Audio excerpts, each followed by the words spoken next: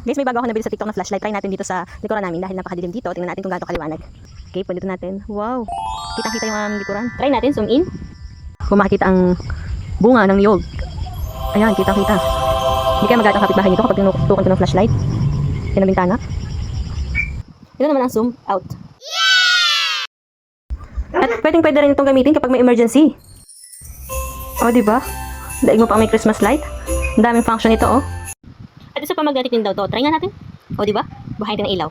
O, kapag nalika na. At ang kagandahan dito, guys, type C na yung charger. Try natin kung gagana nga. Ayan. So, kapag umilaw, ibig sabihin gumagana.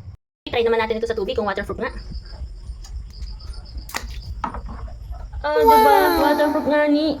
Ang galing. At meron din siyang violet inspection. Try nga natin dito sa 500. Eh, grabe guys. Kitang-kita nga yung ilalim. Dito talaga peke.